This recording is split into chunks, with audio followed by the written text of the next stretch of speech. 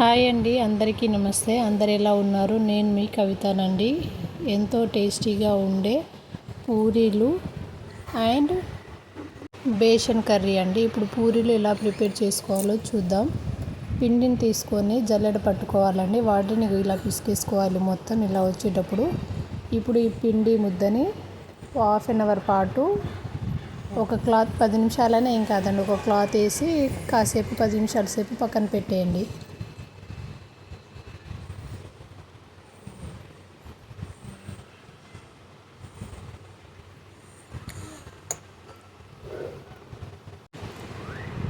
10 నిమిషాలు అలా పక్కన పెట్టేసుకోవాలండి. అప్పుడే మనకు పూరీలు అనేవి మంచిగా వస్తాయి, మంచిగా పొంగుతూ ఉంటుందన్నమాట. అప్పుడు మన పిండి కూడా కొంచెం మెత్తగా అవుతుంది. పూరీల పిండి మెత్తగా అవ్వడానికి కోసం, మనకు పూరీలు కూడా మంచిగా రావడం కోసమే 10 నిమిషాలు ఇలా మూత వేసి పక్కన పెట్టేయాలండి మనము. అందుకోసమే 10 మినిట్స్ పెట్టేయాలి. ఇప్పుడు ఇవి 10 మినిట్స్ పక్కన ఉండేంతసేపు మనము బేసన్ కర్రీ ఎలా ప్రిపేర్ చేసుకోవాలో చూద్దామండి. ఇప్పుడు ఇలా నిలువుగా కట్ చేసుకున్న ఆనియన్స్ తీసుకోవాలండి.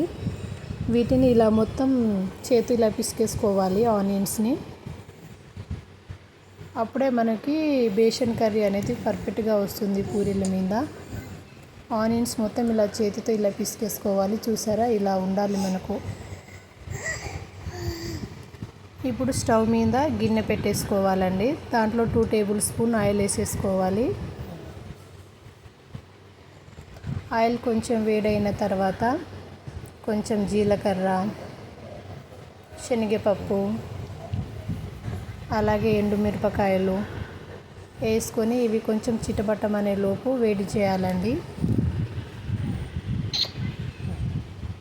ఇప్పుడు దీంట్లో మనం ముందుగానే కట్ చేసి పెట్టుకున్న 3 పచ్చిమిరపకాయలు వేసుకోవాలి. అలాగే ఆనియన్స్ వేసేసుకోవాలి. ఆనియన్స్ ఇలా తుంచేసి వేసేసుకోవాలండి. ఆనియన్స్ మొత్తం వేసేసుకోవాలండి గిన్నెలో.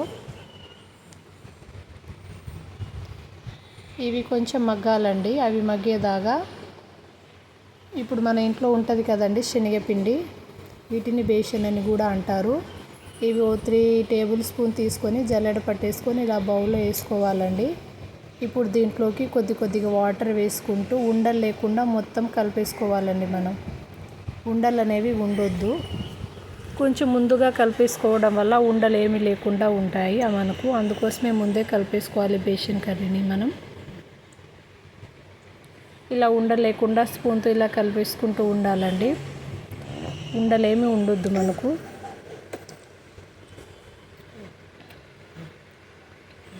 చూసారా, ఇలా కలిపేసుకోవాలి ఉండలు లేకుండా.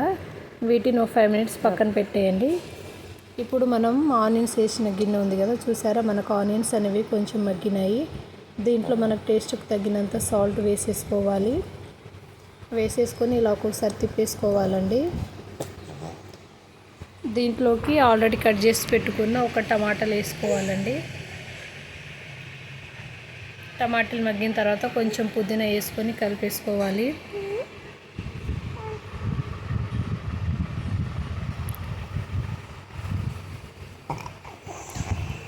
కొంచెం గరం మసాలా వేసుకోవాలి.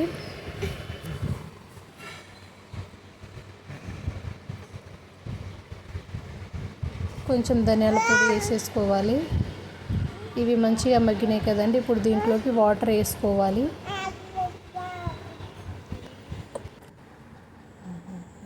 వాటర్ వేసేసుకున్నామండి. ఈ వాటర్ అనేవి మనకు సలసల మరగాలి. అప్పుడే మనకి బేసన్ కర్రీ అనేది పర్ఫెక్ట్గా వస్తుంది. దీంట్లో కొంచెం కొత్తిమీర వేసేసుకొని ఒకసారి కలిపేసుకోవాలండి.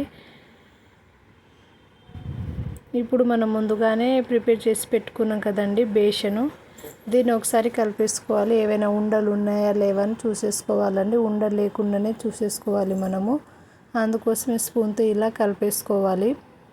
ఉండలు ఉంటే మనకు కర్రీ అనేది పర్ఫెక్ట్గా రాదండి. అందుకోసమే ఉండలు లేకుండా చూసేసుకోవాలి. చూసారా, మన వాటర్ అనేవి కూడా సలసల మరిగినాయి. వీటిని ఒకసారి కలిపేసుకొని దీంట్లో సాల్ట్ అనేది సరిపోయిందా లేదా అని చూసుకోవాలండి. చూసుకొని సాల్ట్ తక్కువైతే కొంచెం వేసేసుకోవాలి. ఇప్పుడు మనం ముందుగానే ప్రిపేర్ చేసుకున్న బేసనే దీంట్లో వేసుకోవాలండి. వేసుకొని గంటెతో కలిపేసుకుంటూ ఉండాలండి. గంటెతోనే కలుపుతూ ఉండాలండి. మనం స్టవ్ని లో ఫ్లేమ్లో పెట్టుకుంటూ ప్రిపేర్ చేసుకోవాలి. అప్పుడే మనకు కర్రీ అనేది మంచిగా వస్తుంది. కింద మాడకుండా చూసుకోవాలండి మనకు కర్రీ అనేది చిక్కబడుతుందండి ఇలా కలపడం వల్ల. చూసారా, మనకు కర్రీ అనేది చిక్కబడింది. ఎంతో టేస్టీగా ఉండే బేషన్ కర్రీ చాలా సింపుల్గా చేసుకోవచ్చు. చాలా టేస్ట్ ఉంటుంది. ఎవరైనా 2 తినే చోట 3-4 పూరీలు తినేస్తారండి. సూపర్ టేస్ట్ ఉంటుందండి కర్రీ మాత్రం. బేషన్ కర్రీ పూరీల మీదనే బాగుంటుంది. మనకు ఎంతో టేస్టీగా ఉండే బేషన్ కర్రీ అనేది మనకు రెడీ అయిందండి. చూసారా ఎలా ఉందో. సూపర్ టేస్ట్ ఉంటుందండి బేషన్ కర్రీ అనేది. మీరు కూడా ఇంట్లో ట్రై చేయండి. బేషన్ కర్రీ పూరీల మీద super combination. Basin with puri taste బాగుంటుంది.